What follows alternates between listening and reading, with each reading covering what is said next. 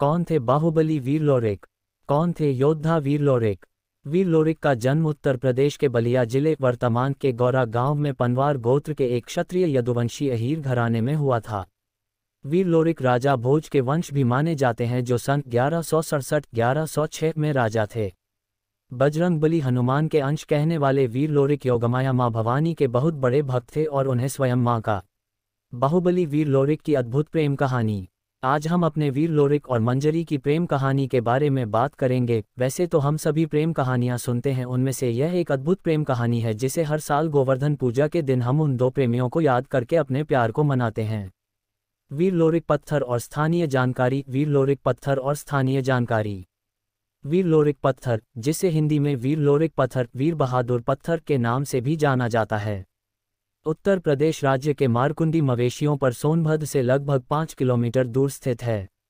ये लोरिक और मंजरी के प्रेम और शौर्य का प्रतीक है, जो स्थानीय लोकगीत लोरिकी के प्रमुख पात्र हैं। लोक कथा के अनुसार वीर लोरिक अपने प्रेम मंजरी के कहने पर एक चिन्ह के तौर पर अपनी तलवार से एक ही संकेत में एक बड़ी सी चट्टान को काट दिया और उसे पार करके वह आगे निकल गए। ये पत्थर लोरिक के बल को प्रकट करता है और उनके प्यार का प्रतीक है, जिसे आज हम लोरिक पत्थर के नाम से जानते हैं। वीर लोरिक और मंजरी की प्रेम कहानी हिंदी में। वीर लोरिक और मंजरी की प्रेम कहानी हिंदी में। ये कहानी 5वीं शताब्दी की है, जहां अहोरी नामक एक राज्य, जो सोन नदी अब सोनभद्र जिले में स्थित के किनारे स्थित था। अहोर राज्य के शासक मोलाभागत एक बहुत अच्छे राजा होने के बावजूद मेहर नाम के एक यादव व्यक्ति से भरोसेमंद थे, क्योंकि वह शक्तिहीन था। एक दिन राजा मोलागत ने मेहर को एक जुआ खेलने के लिए आमंत्रित किया। ये प्रस्तावित किया गया कि इस खेल की जीत राज्य पर शासन करेगी। मेहरा ने राजा के प्रस्ताव को स्वीकार कर लिया और वे जुआ खेलने लगे। राजा सब कुछ हार गए और उन्हें अपना राज्य छोड़ना पड़ा।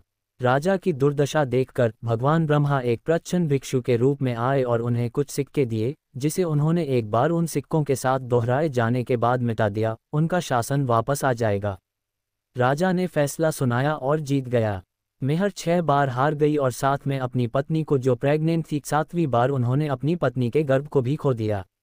लेकिन राजा मोलाभागत को मेहरा के प्रति प्रत्यक्ष दिखाते हुए कहा कि यदि आने वाला लड़का लड़का होगा तो वह हस्तबल में काम करेगा, और यदि ये लड़की हुई तो उसे रानी की सेवा में नियुक्त किया जाएगा।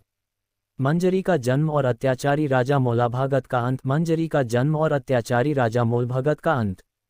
दुर्भाग्य से मेहरा के 7वें बच्चे का जन्म एक लड़की के रूप में हुआ और उसका नाम मंजरी और घर का नाम चंदा था। जब मोलागत के राजा को ये पता चला तो उसने मंजरी को आने के लिए सैनिकों को भेज दिया। मंजरी, जिस पर औरे के राजा मोलाभागत की नज़र थी, लेकिन मंजरी की मां ने अपनी बेटी के साथ छुपाने से मना कर दिया। इसके बजाय उसने राजा को संदेश भेजा कि यदि वह उसे अपने साथ ले जाना चाहता है तो उसे मंजरी के पति को गिरा देना होगा। इसलिए मंजरी के माता पिता मंजरी के लिए एक ऐसा फिर से देखने के लिए उत्सुक थे, जो शादी के बाद राजा को हरा सके। मंजरी ने अपने माता पिता को बलिया नाम के लोगों के स्थान पर जाने के लिए कहा, जहां उन्हें अहीर शेर लोरिक नाम का एक नौजवान मिलेगा। वह पिछले जन्म में अपनी प्रेयसी थी और राजा को हराने में भी समर्थ थी। मंजरी और लोरिक के पिता मिले और शादी तय हुई। मंजरी से शादी करने के लिए लोरिक लाखों लोगों के साथ नदी के तट पर पहुंचे, तो राजा ने लोरिक से लड़ाई की और मंजरी पर कब्जा करने के लिए अपने सैनिकों को भेजा। लोरिक युद्ध में हारता दिख रहा था। मंजरी, एक असाधारण लड़की होने के नाते, वीर लोरिक के पास जाती है और उसे बताती है कि अहोरी किले के पास गोडनी नाम का एक गांव है। उस गांव में भगवान शिव का मंदिर है और अगर वह वहां जाता है और भगवान से प्रार्थना करता है तो विजय उसकी होगी। शिव का प्राचीन मंदिर आज भी है, जहां हर साल शिवरात्रि के दिन हजारों लोग यहां शिव जी पूजा करते हैं। लोरिक वही करते हैं जो मंजरी ने कहा और युद्ध जीत गए। इसलिए दोनों ने एक दूसरे से शादी कर ली। गांव की दहलीज लौटने से पहले मंजरी लोरिक को कुछ महान करने के लिए कहते हैं, ताकि लोगों को याद रहे कि वे एक दूसरे से इस हद तक प्यार करते थे। वीर लोरिक ने मंजरी से पूछा कि उसे क्या चाहिए ताकि यह मिलाप प्यार का प्रतीक बन जाए और कोई भी प्यार करने वाला जोड़ा कभी यहाँ से निराश न वापस आए। मंजरी ने एक पत्थर की ओर इशारा करते हुए लोरिक से कहा कि वह उसी तलवार से पत्थर को काटे जो वह राजा को मारा था।